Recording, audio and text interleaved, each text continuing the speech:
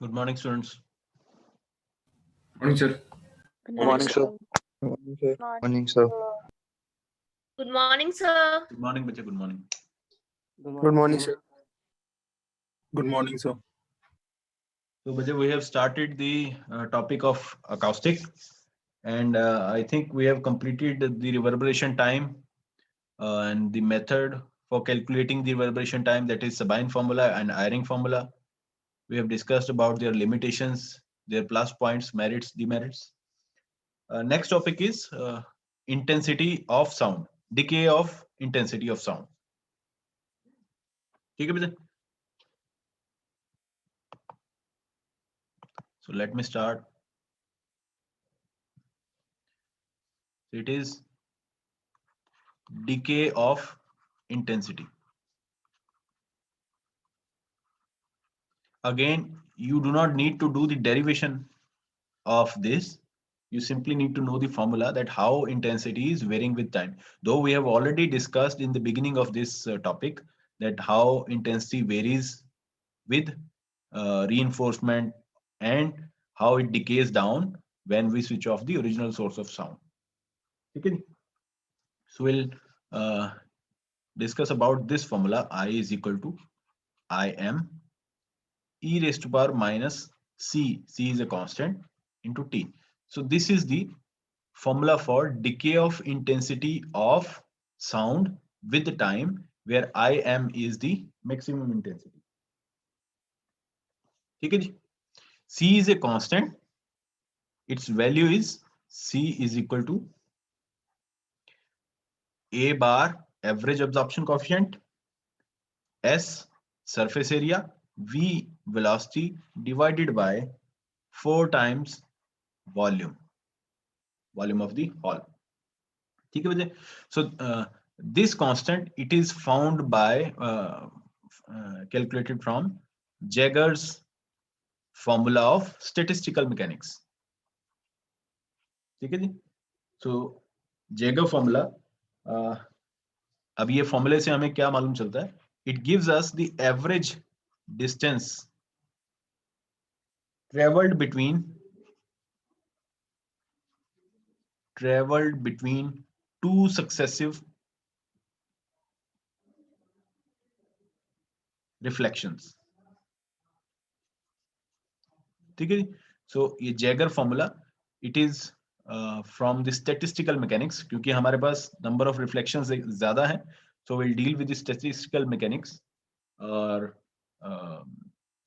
you don't need to derive this constant. Simply you have to learn this. Okay, your constant will depend upon, or your decay of intensity will depend upon absorption coefficient, surface area, velocity, and volume. Okay. Further, you can also write growth of intensity. वो भी similar formula with it. Just you have to write I is equal to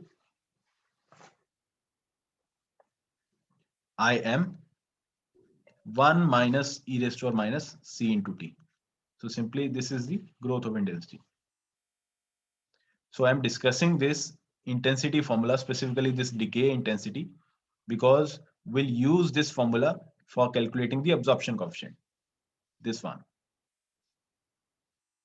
Okay? Sir, how can growth of intensity happen? Growth when source of sound is on. Okay, okay. So it will grow. So when you switch off, it will decay. Yes, sir. So if you plot these two functions, with time, just a minute, Anish. So you will get the similar curve as we have already plotted, like this. And this is decay. So this part is decay, and this one is growth of intensity with the time, where this one is your maximum intensity. हाँ Anish, बोलो. Sir ये statistical mechanics topic है. ये एक physics का branch है, statistical mechanics, जैसे quantum mechanics है, क्लासिकल मैकेनिक्स है. If number of particle with which you are dealing is large, आप सीधा क्लासिकल मैकेनिक्स नहीं लगा सकते, because in classical mechanics you need to have the information about all the forces acting on that particular body और point. ठीक है. But अगर statistical mechanics, अगर आपके पास नंबर ऑफ बॉडीज ज्यादा हैं और स्मॉल लेवल की है, माइक्रोस्कोपिक है, आप हर पॉइंट पे फोर्स का मालूम नहीं कर सकते. So you have to study the average behaviour, like pressure और टेम्परेचर ऑफ द रूम, है ना. हर एक पॉइंट का टेम्परेचर नहीं मालूम रहता आपको, रूम का टेम्परेचर मालूम है. So statistical mechanics deal with the average behaviour. तो सर ये हम कब पढ़ेंगे? ये जब आप स्टैटिस्टिकल मैकेनिक्स पढ़ोगे. Okay sir. ठीक है. सर मेरा एक डाउट था पिछले लेक्चर का. हाँ जी, पूछो. सर जो सर्बिन फॉर्मूला है, सर उसमें जो हम वॉल्यूम लेते हैं न्यूमरेटर में, सर उसमें इफेक्टिव वॉल्यूम की बात कर रहे हैं. मींस हमने जो हमने फर्नीचर वगैरह को माइनस कर दे वॉल्यूम, उससे बात कर रही है, वो नेग्लिजिबल होता है? वॉल्यूम ऑफ हॉल बचे, मतलब सिर्फ वॉल्यूम ऑफ हॉल, उसमें वॉल्यूम ऑफ हॉल भी फर्नीचर रखा हो. हाँ. ओके. क्योंकि आपकी जो स्ट्रक्चर है, जो बाउंड्री वॉल्स हैं, चार दीवारी जो की हुई है, वो तो फिक्स है. आप उसके अंदर फर्नीचर रख रहे हो या और ऑब्जॉर्बिंग मटेरियल रख रहे हो, आप उसका सरफेस एरिया काउंट में ले रहे हो, आप उसकी एब्जॉर्प्शन कोएफिशिएंट काउंट में ले रहे हो, बट आपकी जो बिल्डिंग है वो तो वही है. ओके. और सर जो हम एब्जॉर्प्शन की बात करते हैं, जो एब्जॉर्प्शन कोफिशिएंट होता है, तो सर इंटेंसिटी की बात होती है ना, कि मतलब वो उसने कितनी इंटेंसिटी एब्जॉर्ब कर ली, और मतलब कितना साउंड एनर्जी, इंटेंसिटी नहीं, कितनी साउंड एनर्जी, कितनी साउंड अब्जॉर्ब कर ली. अच्छा, और एक चीज मैं बताना भूल गया सबसे. ये जो हमने 1 मीटर स्क्वायर सबइन या 1 metre square open window unit, जिसको हमने 1 सबइन भी लिखा था, that is the unit of absorption power, A bar into S. ठीक है. So this is called absorption power. This whole multiplication A bar into S is absorption power. ये आपको numericals में भी यूज होगा, ट्यूब शीट में. So ये उसकी यूनिट है. ठीक है. And then next topic we have methods for finding the absorption coefficient. So अभी तक हमने डिस्कस किया कि हमने अकाउस्टिक से डील करना है, which is dealing with the sound inside the building. ठीक है. उसको कंट्रोल करने के लिए we need to control the reverberation time, and reverberation time depends upon absorption coefficient. So we have already dealt with the formula of calculating the reverberation time. Sabine formula, whether your absorption coefficient is less than 0.2, then, and Eyring formula when your absorption coefficient is large, less than 1, obviously. Now we have to calculate the absorption coefficient as well, because we need absorption coefficient number for calculating the reverberation time. So let us discuss a few methods. So there are numerous methods available in your syllabus. We have reverberation chamber method. So reverberation chamber sir 2 minute 1 second के लिए पिछली slide करना। Just a minute.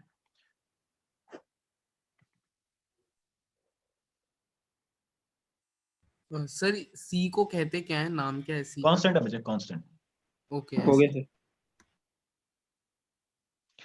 So we have reverberation chamber method and one more method is also there, stationary wave method.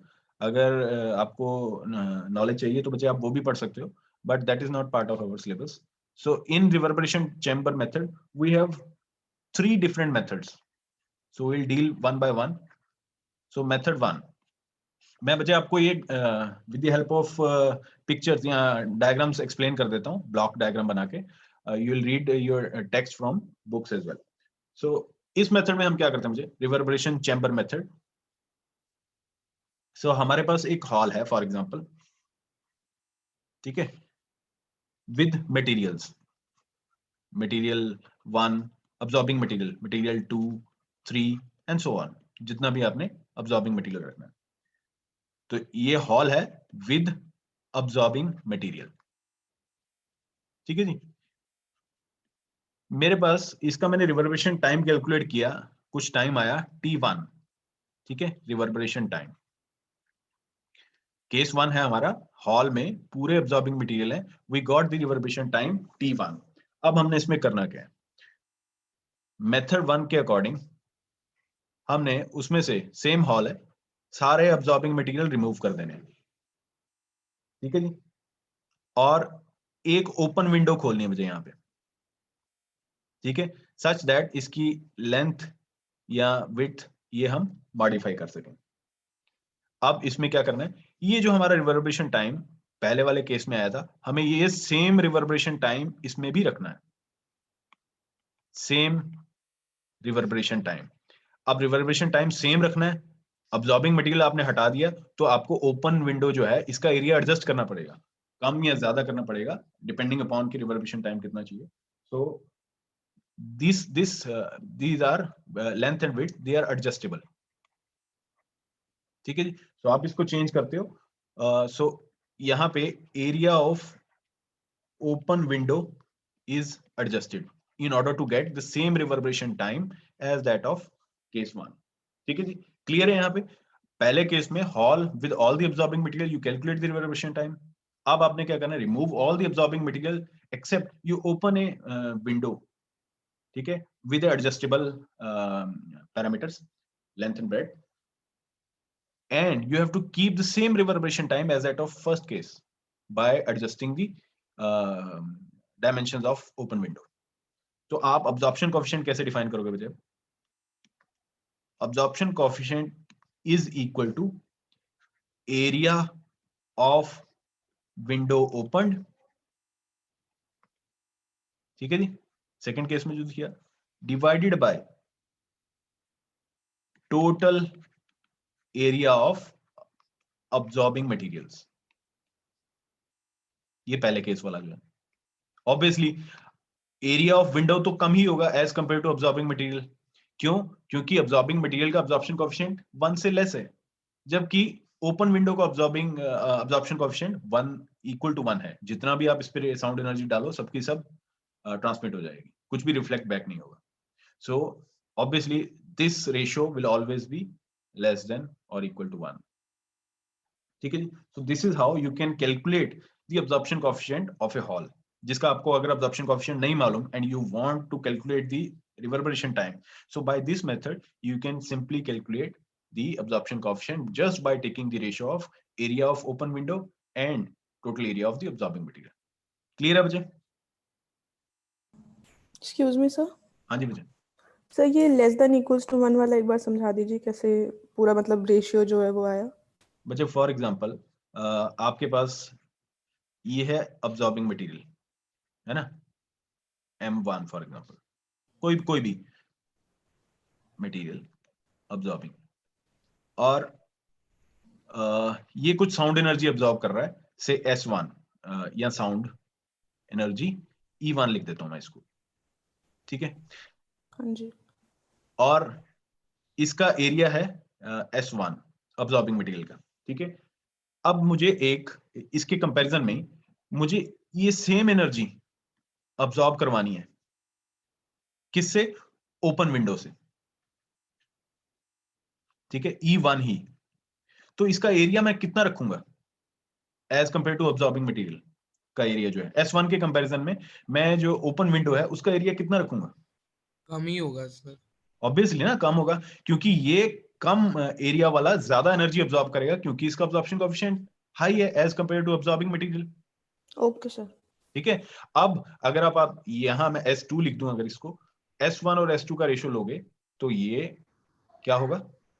Less if than I equals to calculate nothing. S2 by S1, तो S2 will always be less than S1. That is why it is less than equal to 1. So okay sir. in books, this method is explained in the terms of text. So मैंने आपको यहाँ pictures की term में explain कर दिया object, so that you will have a better clarity. Then हाँ open जी, window को एक आइडियल एब्जॉर्बर कह सकते हैं। हाँ ideal absorber है ना, because whatever is falling on it, it is absorbing kind of. और ये sir transmission of it. Absolute coefficient के उससे कैसे आ गया, मतलब एब्जॉर्प्शन कोफिशिएंट के उससे, मतलब सेम कैसे हो गया एब्जॉर्प्शन कोफिशिएंट से? किससे S2 by S1, S2 by S1 same नहीं हुआ बच्चा, मैं आपको ये जो कॉन्सेप्ट था ना, ये एक्सप्लेन करने की कोशिश कर रहा हूँ। अच्छा अच्छा ठीक है, ठीक है। कि मान लो आपने 1 मीटर स्क्वायर ओपन विंडो लिया, इसने मान लो आपकी E1 एनर्जी अब्सॉर्ब कर ली। ठीक है, अब मैं और एग्जांपल देता हूँ। ये सेम ब्लॉक है, ये किसी अब्सॉर्बिंग मटेरियल का है। ठीक है, मैं उतने ही साइज का ओपन विंडो कर देता हूँ, which will absorb higher sound energy. कौन सा अब्सॉर्ब करेगा? Open window. Open window, because its absorption coefficient of open window and this absorbing material ये ज्यादा है। ठीक है, सो मुझे in order to achieve the same amount of sound energy, मुझे इसको थोड़ा सा छोटा करना पड़ेगा as compared to absorbing material। जैसे ही आपने इसको छोटा किया, सो एरिया जो है इसका कम हो गया, इसका ज्यादा हो गया, रेशियो लोगे ये always less than equal to 1 आएगा। So then let us move on to the second method under reverberation chamber, method 2। अभी आपने क्या किया था? आपने टाइम सेम रखा था। ठीक है, अब हम सेकंड में क्या करेंगे? सो पहले डील कर लेते हैं हमसे। सर 1 मिनट 1 सेकंड पिछला पेज करना, बस 1 सेकंड के लिए। ठीक है सर। सो इसमें हम क्या करते हैं हमसे? Reverberation time. हाँ, डिफरेंट मेथड है बजाय, एरिया सेम रख सकते हो, टाइम सर सेम रख एक बार सकते हो। पीछे कर दीजिए सर प्लीज, 1 सेकंड के लिए। मुझे इतना तो मैंने लिखा भी नहीं इस स्लाइड में जितना आप लोग नोट कर रहे हो। डन हो गया सर, हो गया Okay. हो गया। So reverberation time T1 is measured without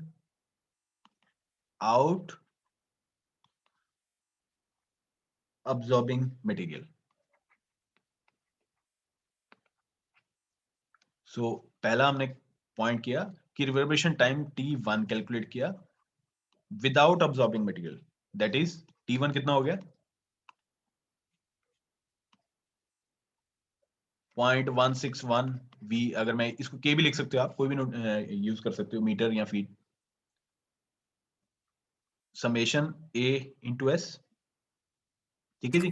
आप Yes, इसको, क्योंकि इसमें कोई भी अब्सॉर्बिंग मटेरियल नहीं है, तो आप इसको वॉल का, सीलिंग का, जो भी आप लिखना चाहो, या A बार S जो भी आप लिखना चाहो, तो मैंने इसको समेशन में लिख दिया। अब सेकंड मुझे क्या करना है? Reverberation time now T2, this is measured with absorbing material। Sir अगर पहला वाला विदाउट अब्सॉर्बिंग मटेरियल है तो डिनोमिनेटर में तो ये होंगे नहीं ना टर्म्स। कौन सी टर्म्स? जो ए इनटू एस है, ये वॉल का होगा सिर्फ। ये वॉल, सीलिंग, रूफ है ना, जो भी आपका कंक्रीट स्ट्रक्चर है जो उसके हैं। अच्छा ठीक है, सो यहाँ पे T2 कितना हो जाएगा एज कंपेयर टू, ये तो आपके पास ऑलरेडी एग्जिस्ट करता था, तो मैंने वही सेम चीज लिख दी पहले, तो समेशन A इंटू S ये लिख दी, प्लस आपने इसमें अब्सॉर्बिंग मटेरियल डाला है, तो मुझे यहाँ पे उसको ऐड ऑन करना पड़ेगा, प्लस CS। अब फॉर एग्जांपल ये आपके पास हॉल था। ठीक है, तो पहले तो ये विदाउट अब्सॉर्बिंग मटेरियल था, तो आपका ये रिवर्बरेशन टाइम आ गया। दूसरे केस में ये सेम हॉल है, मैंने इसमें एक अब्जॉर्बिंग मटेरियल रख दिया, ठीक है, जिसका एरिया है SM अब्जॉर्बिंग मटेरियल का, और अब्जॉर्प्शन कोएफिशिएंट है AM। सो मुझे इसका अब्जॉर्प्शन कोएफिशिएंट फाइंड करना है, AM फाइंड करना है। मैंने कोई अननोन मटेरियल रख दिया जिसका एरिया तो मुझे मालूम है, बट जिसका अब्जॉर्प्शन कोएफिशिएंट मुझे नहीं मालूम हॉल के अंदर। तो मैंने उसका अगर अब्जॉर्प्शन कोएफिशिएंट फाइंड करना है तो यहाँ पे AM into SM, ठीक है। So we have two equations now, 1 and 2. So now we can solve them simultaneously from 1 and 2. क्या होगा अब आपके पास, AM की वैल्यू क्या आ जाएगी, 0.161 V divided by SM, surface area of the material, ठीक है, 1 by T2 minus 1 by minus T2. 1 by T1. So by this method, again you can calculate the absorption coefficient of unknown material. So this is unknown material, ठीक है, जिसका आपने absorption coefficient find कर लिया। Area मालूम था हमें SM, ठीक है। So this is the second method. Then third method under reverberation chamber method is, ये नोट कर लिया बच्चे? Yes, sir. 1 minute, sir. Sir एक सेकंड।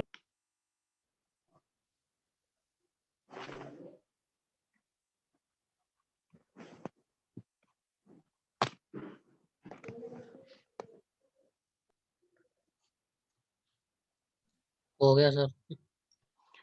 One So second.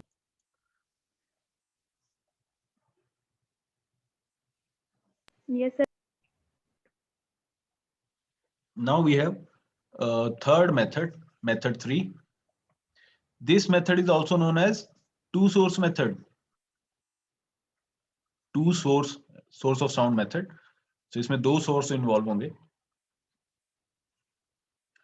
तो अभी हमने किया बजे कि आपकी जो इंटेंसिटी है वो किस तरह डिके करती है, I is equal to I not, मैं मैक्सिमम इंटेंसिटी को I नॉट लिख दूं अगर, e raised to power minus CT, where value of C is A bar, average absorption coefficient, S is surface area, V is velocity of sound, divided by 4 times volume. ठीक है। Now let us consider two different sources of sound placed one by one, एक एक करके, ठीक है। अब दो different sources हैं बच्चे, उनकी इंटेंसिटी जो मैक्सिमम है वो भी डिफरेंट इंटेंसिटी वाली हमने ली है। सो एक की अगर इंटेंसिटी मैक्सिमम I0 है, दूसरे की हमने ले ली I0 प्राइम, ठीक है। So there are two different sources with different maximum intensity I0 and I0 prime, place one by one in the hall, ठीक है जी। सर हाँ जी बच्चे, सर ये जो सी वाला फॉर्मूला है इसमें स्मॉल वी क्या सिग्निफाई करता है? Velocity of sound. ओके अब बच्चे मिनिमम जो ऑडिबल थ्रेशोल्ड है वो हमने फिक्स की थी, कितनी थी मिनिमम थ्रेशोल्ड जो है? 1 millionth of 1 millionth reverberation time जो आपने डिफाइन किया था उसमें हमने डिफाइन। तो आपका सोर्स कोई भी हो, ज्यादा पावर वाला हो, कम पावर वाला हो, है ना, उसकी जो थ्रेशोल्ड है वो तो सेम रहेगी। फॉर एग्जांपल आपके पास ये है सोर्स S1 जिसकी पावर इस लेवल तक की है, दूसरा सोर्स है S2 इसकी पावर इस लेवल पर, इसका जो इन दोनों का थ्रेशोल्ड है, मिनिमम थ्रेशोल्ड, वो तो यही रहेगा I मिनिमम थ्रेशोल्ड, ठीक है।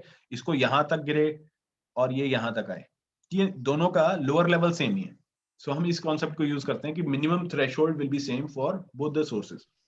सर बट टाइम ज्यादा होगा ना S1 में। हाँ वो डिफरेंट है। सो मैं अब वन बाय वन प्लेस करता हूँ। सो पहला सोर्स 1, दूसरे केस में सोर्स 2 है। सो IM is the minimum threshold intensity. इसका क्या फॉर्मूला होगा बच्चे? डिके का फॉर्मूला है आपके पास ये। सो अगर ये इंटेंसिटी IM यानी मिनिमम थ्रेशोल्ड हो जाए तो ये क्या होगा? I naught e raise to power minus C, time कितना होगा? T1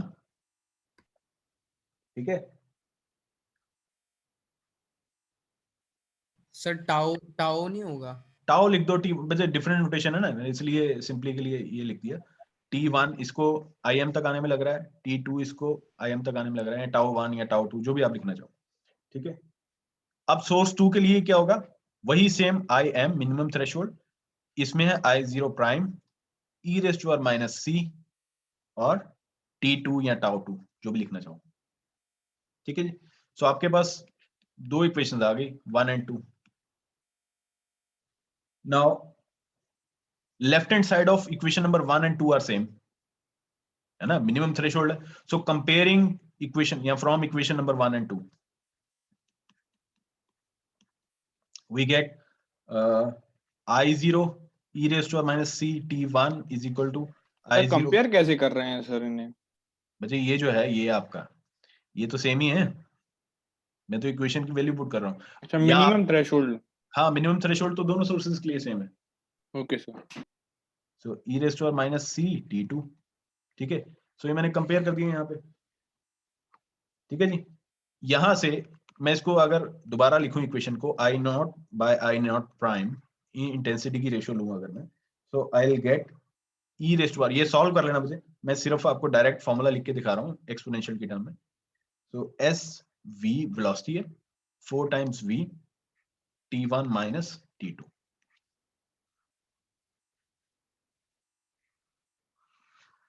So ratio of intensity of these two sources T2 minus T1 होना चाहिए। कहाँ बचे? ओके ओके, माइनस है, ओके एक्सपोनेंशियल में minus, sorry sir. So taking log,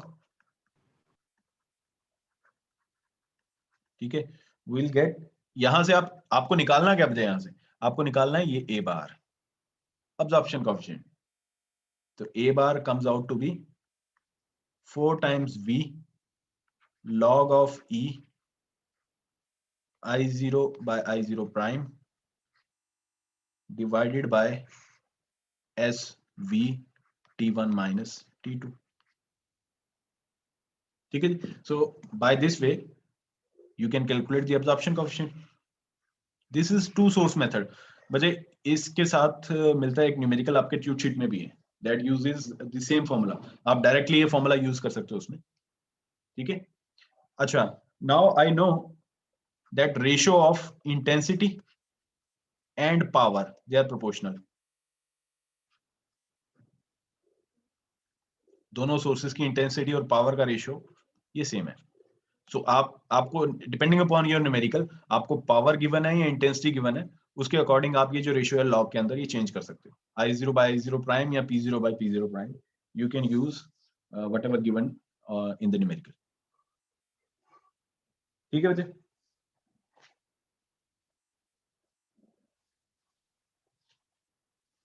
sir हाँ जी बच्चे। सब हमने c की वैल्यू कैसे निकाली सर? वो s u अपॉन 4v और जो अल्फा से मल्टीप्लाई करा, ऐसा कोई डेरिवेशन या कुछ? बच्चे अगर आप इसको पढ़ना चाहते हो तो यू गो फॉर जेगर्स फॉर्मूला। तो जो आपको मैंने बुक बताई है उसमें भी डिटेल गिवन है। ये फॉर्मूला आपको क्या बताता है कि मैंने आपको पिछली स्लाइड में लिख के बताया था।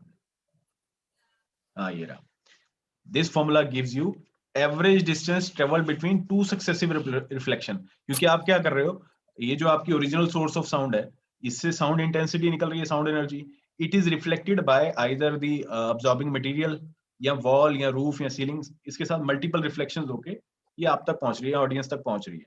सो कितनी रिफ्लेक्शन होके ये निकल के आई, तो ये उसके ऊपर डिपेंडेंट है। ओके सर, ये वहां से डिराइव किया हुआ है। अच्छा सर, सो थोड़ा लेट ज्वाइन करा इसलिए सर समझ में नहीं आया था। हाँ थैंक यू सर। ठीक है जी, तो बच्चे ये तीन मेथड है सर आपके पास अब्जॉर्प्शन कोएफिशिएंट फाइंड करने के। सर हाँ जी बच्चे, सर ये लॉग लेने के बाद ये इक्वेशन कैसे है? आप सिंप्लीफाई करो बच्चे इसको, आपको पता चल जाएगा। लॉग लोगे जब तो ये एक्सपोनेंशियल वाला तो हट जाएगा, यहाँ लॉग आ जाएगा, यहाँ इस वाली टर्म में लॉग। ठीक है, 4v ऊपर चला जाएगा यहाँ से, ये देखो यहाँ मल्टीप्लाई हो गया, और SV into T1 minus T2 denominator में आ जाएगा। वो लॉग सी है सर? ये कौन सा लॉग सी? ये लॉग टू द ई है बच्चे, ई। अच्छा ई है, ठीक है। ठीक है, तो इन तीनों मेथड में बच्चे आपको कोई doubt? No, sir. No, sir. Okay, then let us move on to the next topic, design of a hall.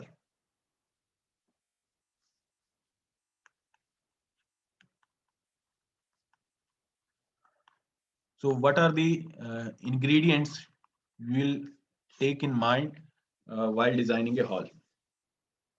So क्या क्या चीजें हैं बच्चे जो आप एक हॉल डिजाइन करोगे तो अभी तक की जो आपकी नॉलेज आई है तो आप वो चीजें ध्यान में रखोगे. So while designing a hall for a particular activity, what kind of properties you will keep in mind? क्या क्या चीजें करोगे बच्चे? reverberation time.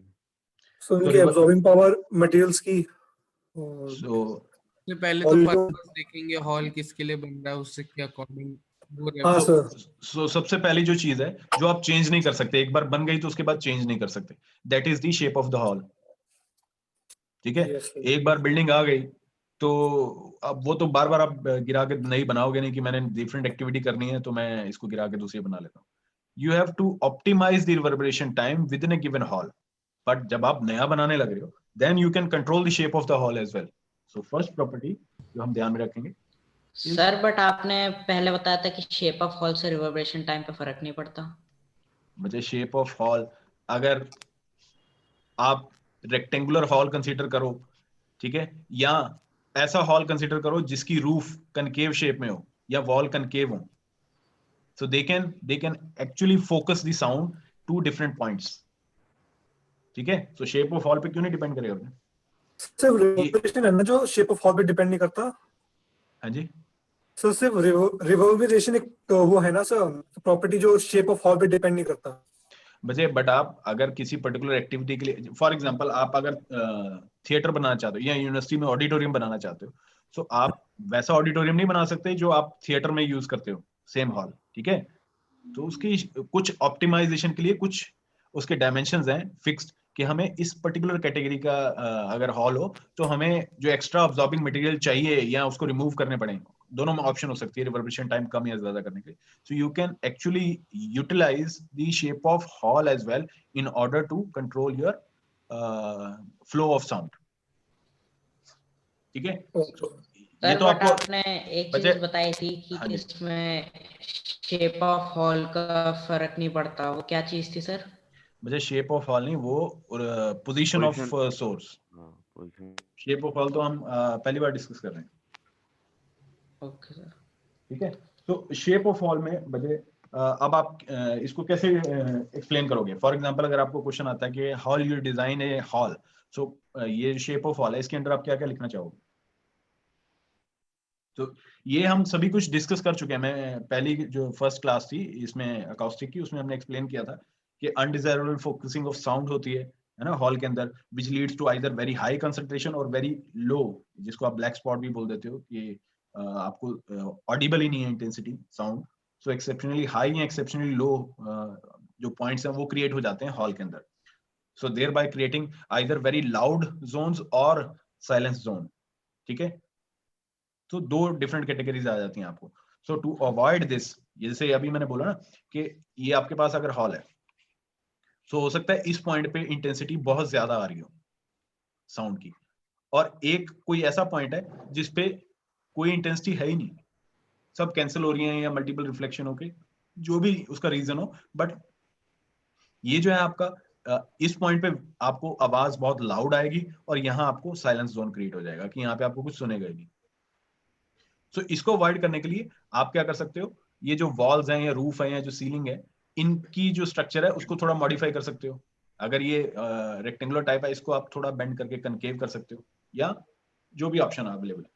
So by this way you can control. अच्छा, यहाँ पे अगर साइलेंस जोन बन रहा है, हो सकता है इस पे डिस्ट्रक्टिव इंटरफेरेंस हो रहा हो, तो अगर आपने ये जो विड्थ है इसको थोड़ा कम ज्यादा कर दोगे तो हो सकता है ये जो डिस्ट्रक्टिव इंटरफेरेंस है ये ना हो. ठीक है, आपको वेवलेंथ का ऑड मल्टीपल आ रहा है, आप उसको अगर इवन मल्टीपल कर दो तो आपका कंस्ट्रक्टिव इंटरफेरेंस हो जाएगा. ठीक है, और इकोज को भी आपको रिमूव करना है. Presence of echoes in hall makes understanding of dialogues very confusing, extremely confusing and annoying. So echoes को भी आप कम कर सकते हो. ठीक है, this can be prevented by ensuring the size of hall such that time difference between direct and reflected sound should be less than 1/10 of a second. So direct sound or reflected sound, इन दोनों के बीच में difference जो है 1/10 second का हो. सो ये standard methods हैं for controlling the Eeco. ठीक है. कर्व्ड वॉल्स ना हो ऐसे वाले. हाँ. सो और आप इसकी डायमेंशन कि कितनी लेंथ हो कितनी विड्थ हो वैसा भी रख सकते हो. Internal shape of hall also plays a key role. So a shoe box type hall with a rectangular floor plan is a better option. So shoebox type. shoebox कैसा होता है मुझे? So नीचे से rectangular, ऊपर से उसके जो lid है ढक्कन है वो cover किया होता है. ठीक है जी? So generally the hall length to width ratio, length to width जो ratio है ये 2:1 to 1.2:1. So ये जनरली प्रेफर की जाती है कि इस रेशियो में आपकी लेंथ टू विड्थ होनी चाहिए हॉल की. So this has found to be satisfactory. ठीक है. सो इन सच हॉल्स जिसमें आपकी लेंथ टू विड्थ ये जो रेशियो है 2:1 से 1.2:1. सो ये लेंथ के लिए है 1.2. ठीक है. 1.2:1 है. इनमें sound diffuses quickly throughout the hall by multiple reflection from the wall. So आपकी साउंड इजीली डिफ्यूज हो जाती है, बाहर चली जाती है. ठीक है. सर. हाँ जी बच्चे. सर इसका कंटेंट बुक में है ना? हाँ बुक में अवेलेबल है. मैं इसीलिए आपको एक्सप्लेन, क्योंकि ये थ्योरेटिकल क्वेश्चन है मुझे. इसमें आपको बातें लिखनी है कि आप कैसे कंट्रोल कर सकते हो by the shape of the hall. Reverberation time आपको कंट्रोल करना है. सर हम स्टेशनरी वेव मेथड नहीं पढ़ेंगे? कौन सा मेथड? Stationary wave method. नहीं बच्चे, that is not part of your syllabus. मैंने उसको स्लाइड्स में जो पीपीटी अपलोड की है उसमें अवेलेबल है स्टेशनरी वेव मेथड. ठीक है. आप उसमें पढ़ना चाहते हो तो पढ़ सकते हो. ठीक है. क्योंकि मैंने जो इससे पहले क्लास ली थी बच्चे दूसरे ग्रुप की, उसमें मैंने उसको एक्सप्लेन किया था. बट सिंस हमारे पास यहाँ पे टाइम भी लिमिट कम है और आपका सिलेबस ज्यादा कवर करना है, सो मैं वही पार्ट आपको करवा रहा हूँ जो आपके स्पेसिफिकली सिलेबस में है. ठीक है. पीपीटीज मैंने अपलोड कर दी है. स्टेशनरी वेव मेथड आप वहां से पढ़ सकते हो. ठीक है. एक्सपेरिमेंटल मेथड है. ठीक है. सेकंड है आपके पास बच्चे इसमें डिजाइन ऑफ ए हॉल में कंट्रोल ऑफ रिवर्बरेशन टाइम. ये कैसे करोगे बच्चे? How you can control reverberation time? Sir जो मटेरियल्स यूज किए हैं हॉल को बनाने के लिए. नहीं, अब आपका हॉल बन गया है. शेप ऑफ हॉल आप डिफाइन कर चुके हो. अब आप स्ट्रक्चर के साथ छेड़छाड़ नहीं कर सकते. उसके अलावा क्या कर सकते हो? Sir we can use material obviously. So ये आपका हॉल एक बार बन गया. अब इसका जो एम्प्टी हॉल का कुछ रिवर्बरेशन टाइम होगा टी ऑफ एम्प्टी हॉल. ठीक है. ये तो फिक्स है. अब इसको अगर आपने कम या ज्यादा करना है तो आप इसमें अब्जॉर्बिंग मटेरियल जिनको हम ड्रेपरीज भी बोलते हैं, जिसके अंदर हमारे पास कर्टन्स आ जाते हैं, कुशन्स आ जाते हैं, पैडिंग आ जाती है डिफरेंट की, और ठीक है इंसुलेशंस आ जाती हैं, वो सब ड्रेपरीज के अंडर आता है. सो इसमें अगर हम यहाँ इसमें अगर मैं कर्टन डाल दूं मुझे, फॉर एग्जांपल अब्जॉर्बिंग मटेरियल्स लगा दूं, तो रिवर्बरेशन टाइम पे क्या इफेक्ट पड़ेगा?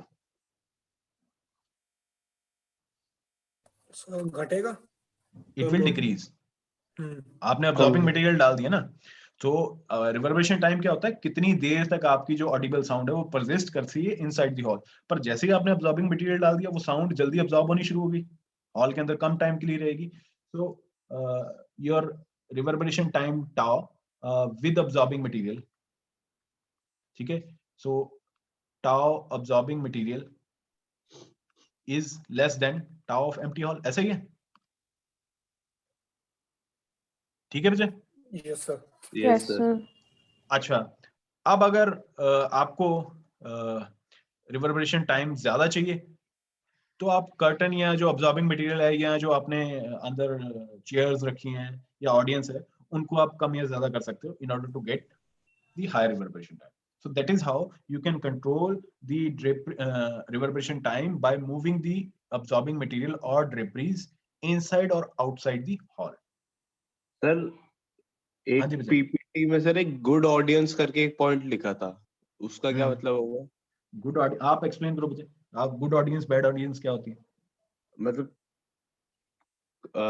दो डिसिप्लिन टाइप्स रहे हाँ हॉल में। ऑब्वियसली अगर यही क्लास में 250 स्टूडेंट, आपके ग्रुप में 250 स्टूडेंट्स है, मुझे यही क्लास में फेस टू फेस ले रहा होता तो मैं जितना बोल रहा हूँ उतना आपको सुनेगा भी नहीं, यस सर। समझ गए ना? सो एक्चुअली ऑडियंस पे भी डिपेंड करता है। आपके कर्टन तो शोर नहीं करेंगे, चेयर्स नहीं शोर करेगी, it is the audience which has to be disciplined in order to get the required reverberation time. Okay So sir. third Excuse is, me, sir. हाँ जी बच्चे। Sir, in speaking events, a large quantity of black curtains may be pulled. So why black curtains? It is whatever kind of material you are using, you have to look for their absorption coefficient. ठीक है? So black absorbs more. Absorption coefficient जिस भी material का, अगर आपने ये भी देखना बचे कि वो जो कर्टन है अगर ब्लैक यूज किए हैं तो उनकी थिकनेस क्या है, क्या ब्लैक के बराबर की एब्जॉर्प्शन कोएफिशिएंट किसी और कलर के कर्टन के साथ जिसकी थिकनेस थोड़ी सी ज्यादा बढ़ा दो, वो ये अचीव कर सकते हो कि नहीं? So that is the kind of thing. So black curtain, एक तो वो बाहर से जो आपकी इंटेंसिटी आ रही है साउंड लाइट की, उसको भी डिमिनिश करते हैं, डिक्रीज करते हैं, and more over they absorb more. Okay, sir. तो ये जो आपके ब्रॉडकास्टिंग स्टूडियो है इसमें भी ब्लैक कर्टन्स यूज होते हैं। अच्छा, आप ब्रॉडकास्टिंग स्टूडियो की बात हुई है तो इसमें हम ये भी डिस्कस कर सकते हैं कि this broadcasting studio they are covered with the porous material, जो जिसमें छोटे छोटे होल्स होते हैं ना। अगर आप क्लासरूम में जाओ, बजाय हमारे जो थापर के क्लासरूम है, हॉल्स हैं, इनमें भी जो वॉल्स हैं they are insulated with the porous material. So जो कंक्रीट है उसके बीच में आपने पोरस मटेरियल फिल किया हुआ है। ये नेक्स्ट हम उसमें डिस्कस करते हैं। तो ब्रॉडकास्टिंग स्टूडियो के लिए आप porous material such as fibre glass, है ना, fibre glass which has absorption of almost 100% and a noise level of 0 decibel. So you can also use fiber glass for controlling the reverberation time. So third property है जो हम deal करेंगे design of hall में is sound insulation. Sir, हाँ जी बच्चे। noise level of 0 decibel मतलब आप जो साउंड देख रहे हो वो ऑब्जॉर्ब कर लेते हैं मुझे। नॉइस लेवल, अगर आपकी जो बैकग्राउंड में नॉइस आ रही है कुछ जो कम इंटेंसिटी की, उसको तो वो वैसे ही ऑब्जॉर्ब कर लेता है। Okay, sir. ठीक है? सो मैं इसकी एग्जांपल दे देता हूँ मुझे आपको। फॉर एग्जांपल, ये आपकी इंटेंसिटी है किसी लेवल पे कम या ज्यादा, ठीक है, इंटेंसिटी वर्सेस टाइम, और कुछ आपकी नॉइस है जो आपकी ओरिजिनल सोर्स से नहीं आ रही, बट फॉर एग्जांपल ऑडियंस बात कर रही है, सो इस तरह से वो छोटी छोटी पीक्स, कभी ज्यादा बात कर ली, कभी कम बात कर ली, सो दीज आर नॉइस। सो अगर आपने अब्जॉर्बिंग मटेरियल जैसे फाइबर ग्लास यूज किया, वो ये कम इंटेंसिटी वाली तो खुद ही अब्जॉर्ब कर लेगा, so you will not able to hear the noise. ठीक है? तो साउंड इंसुलेशन में क्या कंट्रोल करोगे आप? Sound insulation, so there are two category of sounds. First is airborne sound,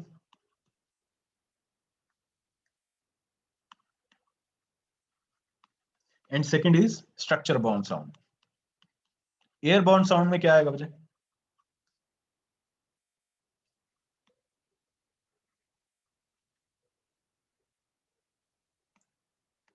Any idea about airborne sound? Sir बाहर की जो एम्बिएंट नॉइजेज, हाँ, जो बाहर से नॉइज आ रही है, या फॉर एग्जांपल आपका लेक्चर चल रहा है फॉर एग्जांपल, और कोई बाद में एंटर करता है तो उसके चलने की आवाज, स्टेयर्स यूज करने की आवाज, दरवाजा खोलने की, बंद करने की आवाज, ग्राउंड फ्लोर पे आपका लेक्चर हो रहा है, फर्स्ट फ्लोर पे कोई और पढ़ा रहा है या कुछ और मशीनरी चल रही है, तो उस तरह की आवाजें, उसको आप अवॉइड कर सकते हो बाय प्रॉपर साउंड इंसुलेशन। तो एयरबोर्न साउंड में आपके पास है doors, the noise of doors, windows, etc. that are actually produced in hall by walking or machinery. So इसको अवॉइड करने के लिए क्या यूज कर सकते हो बच्चे? अगर कोई चल के आ रहा है या कुछ मशीन रखी है, so you can use carpets which can check the sound of footsteps. So footsteps की साउंड अवॉइड करने के लिए आप कारपेट बिछा सकते हो। बैंगिंग ऑफ डोर्स की साउंड अवॉइड करने के लिए you can use rubber padding, ठीक है, और न्यूमेटिक डिवाइस जो आप स्प्रिंग लगा होता है डोर के ऊपर। And sound due to some machines can also be reduced by hanging heavy curtains around them. So कोई मशीनरी चल रही है, उसके सराउंडिंग में अगर आप absorbing material, for example curtain और fiber glass ये use कर सकते हो, you can decrease the sound. Structure bound में क्या है बजे?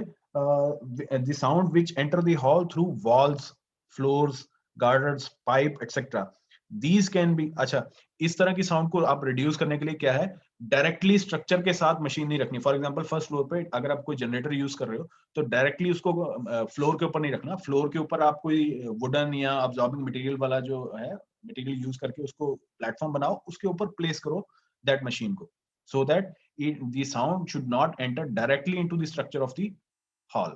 वो पहले absorbing material पे fall करे which can absorb most of the sound. ठीक है जी। और walls के अंदर जो sound आ रही है, जैसे अभी बच्चे ने बोला कि बाहर से कोई sound enter कर रही है, so in order to avoid this आप क्या करोगे, दो walls के बीच में padding use करोगे absorbing material की, sandwich जिसको बोल देते हैं कि absorbing material आपने बीच में fill कर दिया।